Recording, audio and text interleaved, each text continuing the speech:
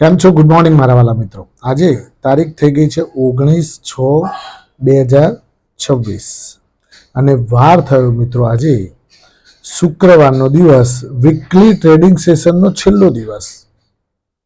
જોતામાં મિત્રો ક્યાં અઠવાડિયું પતી જાય છે એ જ ખબર પડતી નથી, ખરું ને? જોતામાં. અને આજે શુક્રવાર એટલે સંતોષી માતાનો દિવસ, આજે માને યાદ કરવાનો દિવસ. હે માં, તમારી મમતાના આંચળ હેઠળ અમને તમે છત્રછાયામાં રાખજો. બીજું મિત્રો કે ભાઈ, બજાર અત્યારે કોઈ પ્રેડિક્ટ કરી શકે એવું નથી. સાલું ક્યાં જવા માગે છે? અને મેં તમને પહેલા ગઈકાલે પણ કહ્યું હતું, એના આગલા દિવસે પણ કહ્યું હતું કે 24,100 ઉપર 2 વખત બંધ આપવું જરૂરી છે મિત્રો. 24,100 ઉપર 2 વખત બંધ આપવું ખૂબ જ જરૂરી છે. તો જ આપણને કોન્ફિડન્સ વધશે. બાકી એફઆઈઆઈ તો પાછા હતા ત્યાંના ત્યાં આવી ગયા, ખરું ને? ખાલી એક જ પોઝિટિવ આપણને અત્યારે હાલ દેખાય છે કે ક્રૂડ અત્યારે $80 અંદર છે. એટલે આપણે અત્યારે હાલ બિલકુલ ચિંતા કર્યા વગર, મોંઘવારી વધે એવું લાગતું નથી. હાલ પાછી મોંઘવારી કંટ્રોલમાં આવી જશે એવું લાગે છે મિત્રો, ખરું ને? તો આના કારણે આપણે સ્પેશિયલ આજનો એક ટોપિક છે મિત્રો કે ગેપ ડાઉનમાં શું કરવું.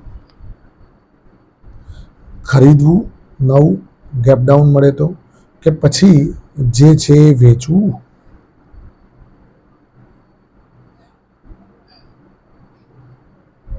અને ઇન્ફોસિસનો એડીઆર 9.6% તૂટ્યો એટલે આજે કોહરામ મચવાનું છે આઈટી સેક્ટરમાં. એના ઉપર પણ ચર્ચા કરીશું. પણ એ પહેલાં આપણે જોઈ લઈએ કે ગઈકાલે બજાર કેવું જોવા મળ્યું, ખરું ને મિત્રો? તો ગઈકાલે મિત્રો નિફ્ટી 82 અંકના વધારા સાથે 24,168 અંક બંધ જોવા મળી. લગભગ છેલ્લા 5 દિવસથી સતત તેજી ચાલતી આવી છે. કયા 5 દિવસ? તો ગયા અઠવાડિયાનો શુક્રવાર અને આ અઠવાડિયામાં સોમ, મંગળ, બુધ અને ગુરુ, એમ 4 દિવસ સતત તેજી ચાલતી આવી. આજે કંઈક કરેક્શન સાથે ખુલે એવું બજારમાં અણસાર દેખાઈ રહ્યું છે ગિફ્ટ નિફ્ટી ઉપરથી, ખરું ને મિત્રો?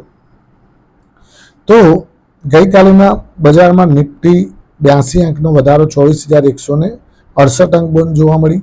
સેન્સેક્સ પણ 254 અંકના વધારા સાથે 77,409 અંક બંધ જોવા મળ્યું.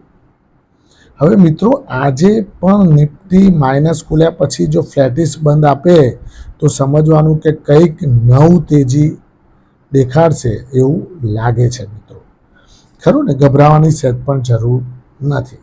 એફઆઈડીઆઈની એક્ટિવિટી ઉપર નજર નાખીએ તો એફઆઈઆઈએ 1,025 કરોડની કેશ માર્કેટમાં વેચવાલી કરી, જ્યારે ડીઆઈઆઈએ શું કર્યું? 3516 કરોડ રૂપિયાની કેશ માર્કેટમાં ખરીદારી કરી. એફઆઈઆઈ અને ડીઆઈઆઈ બંને પાછા ફરીથી પહેલાંની જેમ કોન્ટ્રાસ્ટ જોવા મળ્યા. એફઆઈઆઈએ પાછી વેચવાલી, જ્યારે ડીઆઈઆઈએ શું કર્યું? ખરીદારી કરી, બરાબર ને? હવે વધનારા શેરો ઘટનારા શેરો ઉપર નજર નાખીએ તો વધનારા શેરોમાં મિત્રો બાટા ઇન્ડિયા 16.4%ની તેજી, કેપીઆર મિલ 13.7%ની તેજી, વેલસ્પન લિવિંગ 11.2%ની તેજી, રેડિંગ્ટન ઇન્ડિયા 9.3%ની તેજી, ન્યૂ ઇન્ડિયા એશ્યોરન્સ 8.0%ની તેજી, 5 સ્ટાર બિઝનેસ એની અંદર 6.9%ની તેજી જોવા મળી. ઓલેક્ટ્રા ગ્રીનટેક 6.8% તેજી અને બિરલા કોર્પોરેશનમાં પણ 6.6%ની તેજી જોવા મળી. આ વાત થઈ ગઈ ગઈકાલના સ્ટોક્સમાં ક્યાં તેજી હતી એ.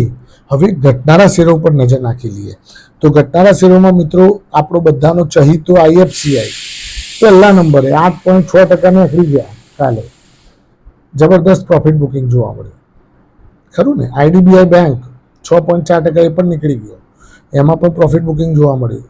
એલિકોન એન્જિનિયરિંગ 4.2% નીકળી ગયો, ચેન્નઈ પેટ્રોલિયમ 3.9% નીકળી ગયો, જિંદાલ સ્ટેનલેસ 2.9% નીકળી ગયો, કોહેન્સ લાઈફ સાયન્સ એમાં પણ 2.7%ની મંદી જોવા મળી, ઇન્ફોસિસ 2.6% ગઈકાલે નીકળ્યો હતો અને આજે તો પાછું કંઈક અલગ થશે, ટાટા ટેકનોલોજી 2.6% પાછો એ પણ નીકળી ગયો, ખરું ને. હવે મિત્રો આજે બજારમાં કેવું રહેશે એના ઉપર ચર્ચા કરીએ. હવે આ બધી વાત થઈ ગઈ ગઈકાલે શું રહ્યું, હા ના ઘટનું ફલાણું. હવે આજનું શું? તો મિત્રો આજે ગેપ ડાઉન ખોલે એવું દેખાઈ રહ્યું છે. લગભગ 180 અંક ગિફ્ટ નિફ્ટી માઇનસ બતાવે છે, એટલે 180 અંક ગિફ્ટ નિફ્ટીના માઇનસ પ્રમાણે બજાર નીચું ખુલશે અને નીચું ખુલ્યા પછી કોઈએ પણ પેનિક થવાની ક્યાંય જરૂર નથી, ક્યાંય ડરવાની જરૂર નથી, ક્યાંય ગભરાવાની જરૂર નથી, ક્યાંય ગભરાઈને માલ વેચવાની જરૂર નથી. કેમ કે બજારની આ એક ફિનોમિના છે. બજારની આ ફિનોમિના કહેવાય કે ભાઈ બજાર ઊંચું લઈ જવું, નીચે ફેંકવું, નીચે ફેંકીને માલ પડાવવો, ઉપર ફેંકીને માલ પહેરાવવો. બધું ખરું ને મિત્રો? આ બજારની પ્રણાલી છે. બજારની પ્રણાલીને તમારે અનુસરવી પડશે. બજારમાં જ્યારે નીચું આવે બજાર ત્યારે ખરીદવું, બજાર ઊંચું જાય ત્યારે વેચવું. હવે આ જ આઈએફસીઆઈ છે 82-83 રૂપિયા આવ્યું છે, ખરું ને. હવે એ માન લો કે 80ની અંદર ક્યાંક નીકળવાની કોશિશ કરે તો you can take the position. તમે એની અંદર ખરીદારી કરી શકો છો. કેમ કે લોંગ ટર્મ માટે થોડા સ્ટોક્સ લેતા રહેવાનું, એક સાથે ક્યારેય ખરીદવું નહીં. આપણે આગળના વિડીયોમાં પણ બધા જણાવેલા છે કે ભાઈ હંમેશા ધીમે ધીમે ખરીદારી કરવાથી તમને તમારું જે એવરેજીસ છે એ ક્યાંક ને ક્યાંક નીચી આવતી જોવા મળી શકે છે, ખરું ને. હવે વાત કરીએ તો હા, એક્સેન્ચર જે આઈટી મેજર અમેરિકાની કંપની છે અને એના ગાઈડન્સ ઉપર આપણી કંપનીઓ પણ ચાલતી હોય છે. તો એક્સેન્ચરનું રિઝલ્ટ ગઈકાલે આવ્યું, એમાં ધબડકો જોવા મળ્યો. 18% એનો શેર તૂટી ગયો. લગભગ 2% ક્લાયન્ટ એડ કરવામાં ઘટાડો આવ્યો. એટલે ક્યાંક ને ક્યાંક મિત્રો આઈટીમાં અત્યારે હાલ કપરો સમય ચાલી રહ્યો છે. કેવો સમય ચાલી રહ્યો છે? કપરો સમય. કેમ કે આવું એક ધારી મંદી બહુ ટાઈમ પછી આઈટીની અંદર જોવા મળી રહી છે.